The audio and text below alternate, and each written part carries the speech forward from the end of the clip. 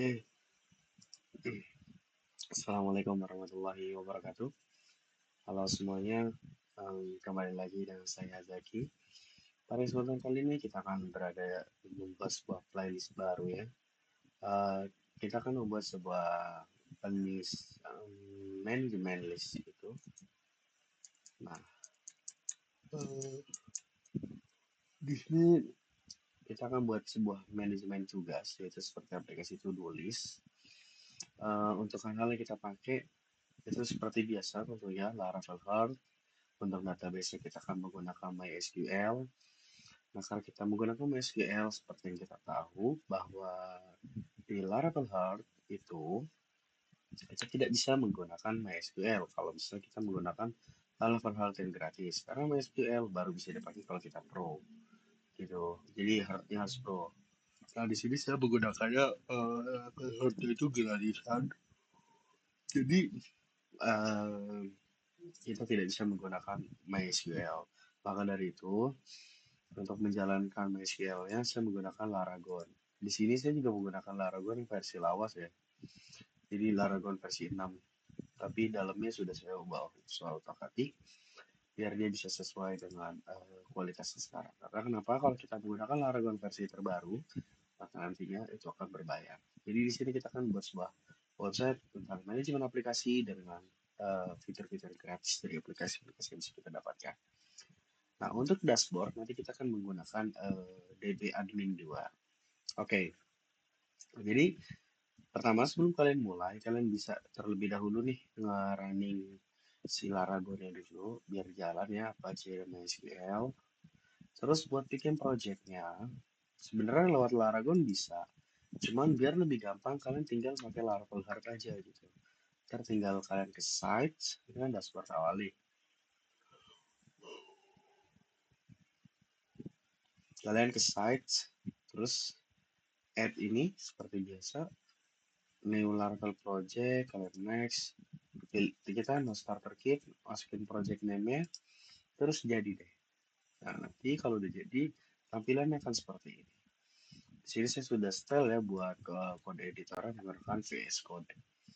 Oke, um, di sini kalau kalian klik ini, itu akan menuju ke URL dari tampilan website yang kita buat. Nah, ini adalah tampilannya. Mana?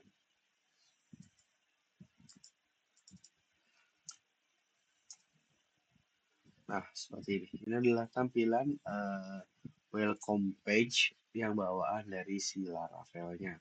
Ini adalah welcome page dari Laravel 12 ya teman-teman ya.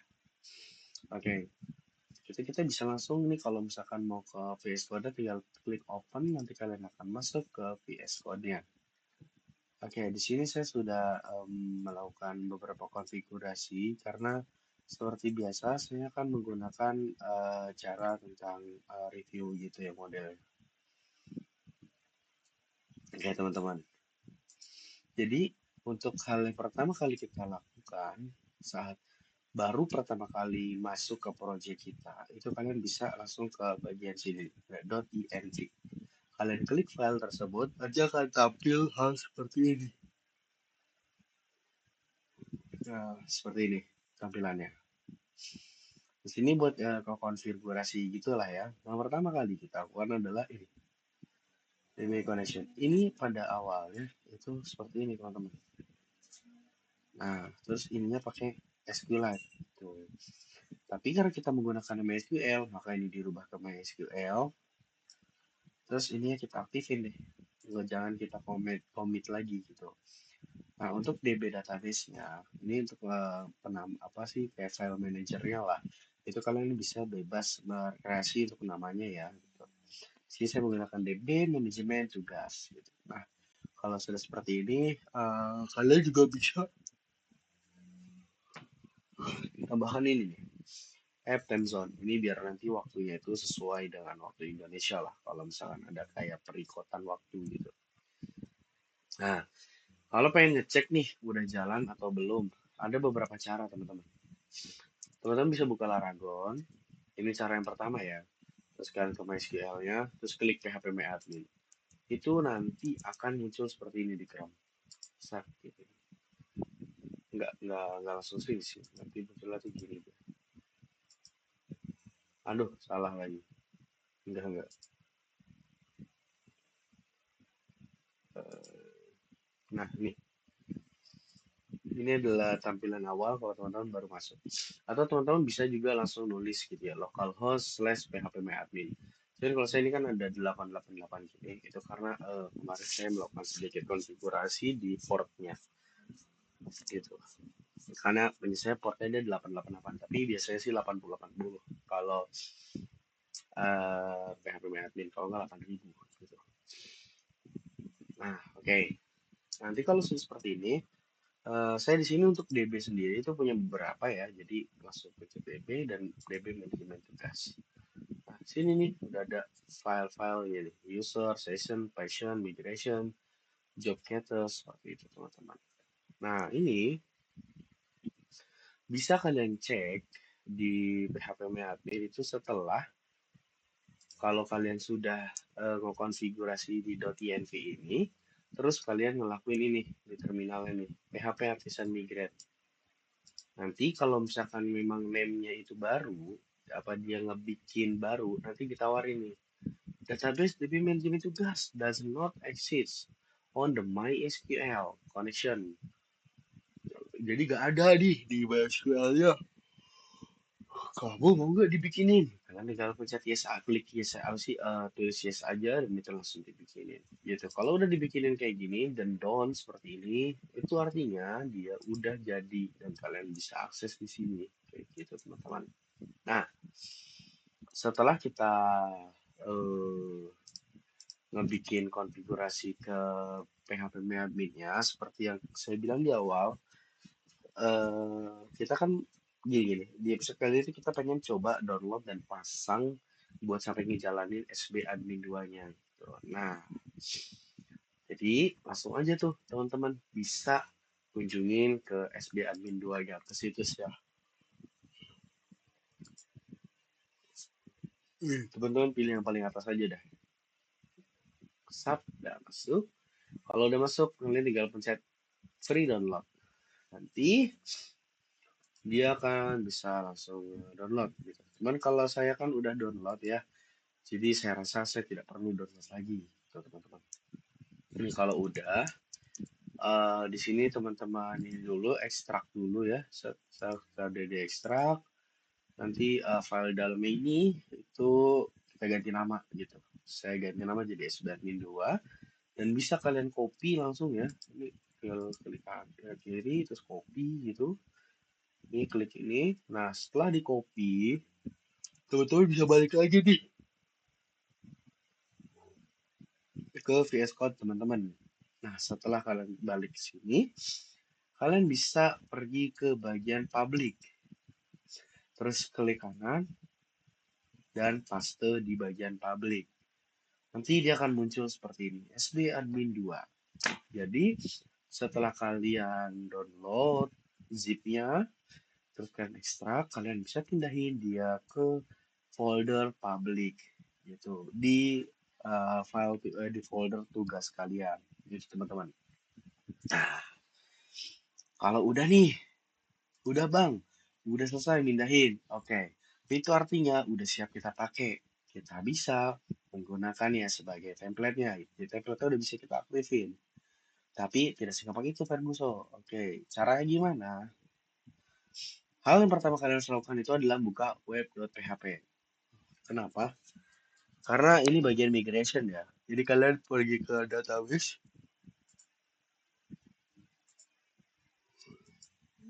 Bukan ke database. Di mana sih? Oh, ke root dulu. Ini hal yang paling penting. Karena seperti yang sudah kita bahas di playlist yang lain, itu kalau Laravel itu atau karena based on-nya PHP, dia itu menggunakan konsep MVC gitu ya. Modals View Controller. Nah, dari situ root adalah hal pertama yang paling penting. Kenapa? Karena root ini adalah menandakan perintah dari user gitu. Jadi user melakukan perintah apa gitu. Di sini kita sebenarnya udah punya satu perintah nih, yaitu root get slash. Jadi kalau cuma slash doang, nggak ada perintahnya, itu akan nge-return view welcome. Itu. Jadi nanti kalau misalnya kita ngelakuin cuma slash doang kayak gini nih, eh, nah ini kan kita slash doang ya, nggak ada permintaan apa-apa. Itu nanti bakalan ada singa yang datang sana gitu atau ada apa gitu.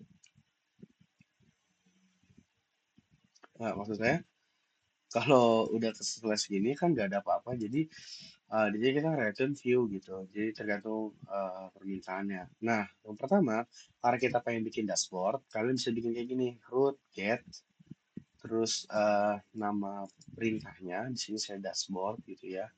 Ini juga bisa sih kalau depannya mau ditambahin slash gini bisa. Jadi kayak ini sama aja nggak ada bedanya gitu. Slash dashboard. Nah, ya sama aja gitu. Mau dikasih atau enggak. Nah, ini ntar tampilan template kalau udah kepasang. Oke. Ntar kalau misalkan teman-teman udah selesai nulis load-nya, teman-teman tulis ini nih, dashboard controller class index. Jadi kita bikin satu controller, class-nya itu index gitu. Class dengan class yang namanya index gitu. Tapi kalau teman-teman baru bikin ini, itu pasti error. Kenapa? Karena teman-teman nggak ada ini di atasnya. Use yang ini tuh nggak ada. Caranya biar ada gimana? Paling enak sih sebenarnya pakai extension. Kalau kalian udah pakai extension, itu kalian cuma klik kanan, terus import class. Klik ini langsung muncul dia di atas. Gitu. Dan error pun selesai. Nah, buat extensionnya itu namanya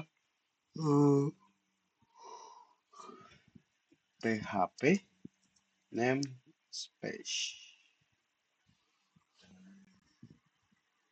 Nah, nih PHP namespace resolver. Ini itu buat bisa input class kayak tadi, teman-teman. Jadi teman-teman nggak perlu khawatir lagi deh kalau misalkan ada hal-hal kayak gitu. Jadi caranya lebih gampang. Tuh. Nah, selain kita pengen input kelas itu nggak bisa kalau kita nggak punya controllernya. Jadi, habis kita nulis ini, urutannya adalah kita bikin dulu di controllernya. Gini, PHP Artisan Make Controller, terus kasih nama deh, apa nama filenya gitu. Di sini saya ngasih nama dashboard controller gitu. Nah, di sini artinya kita udah punya controller yang namanya dashboard controller. Itu kalian bisa ke app buat ngeceknya. Terus ke HTTP. Nah, lihat di sini ada dashboard controller. Kita udah bikin. Kalau udah bikin, udah bisa pakai cara yang tadi. Kalau udah download ekstensinya juga, tinggal klik kanan terus import class, maka muncul ini. Dan itu udah nggak error lagi pastinya. Itu, oke? Okay? Kalau sudah masuk ke sana,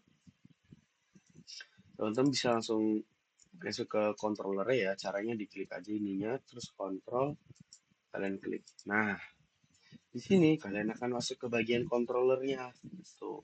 Jadi urutannya gimana sih? Gitu. Kan tadi di web PHP-nya itu kita ngurusin request-nya dari user tuh gimana gitu.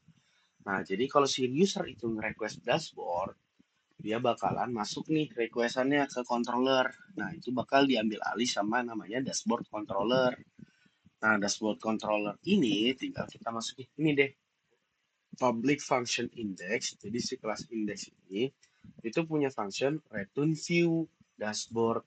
Dia bakalan ngembaliin nilai dari view dashboard. Di sini artinya kita harus punya satu buah file lagi di view. Tuh, ini kita belum main model ya. Nah, nggak ada database-nya di sini mainannya ya. Nah, jadi kalian tinggal langsung ke sini nih.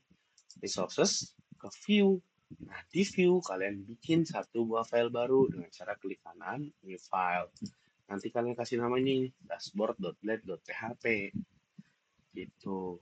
Kalau kalian udah bikin itu, nanti ini masih polos banget nih, belum ada tulisan-tulisan kayak gini.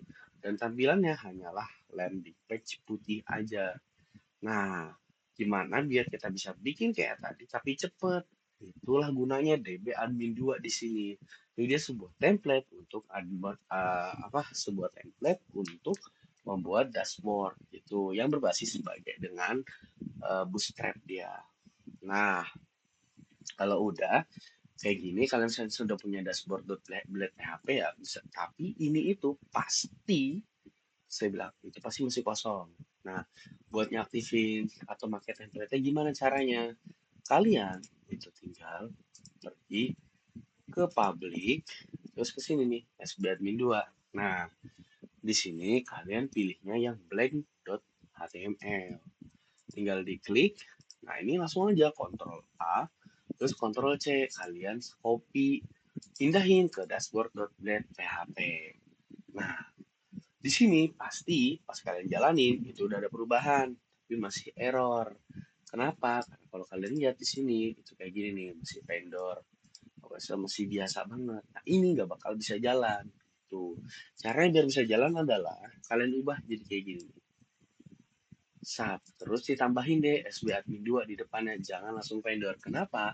Karena kalau kita lihat di sini, si apa namanya template allmain.css itu dia ada di dalam, maksudnya dia itu ada di bawah naungannya si vendor gitu loh.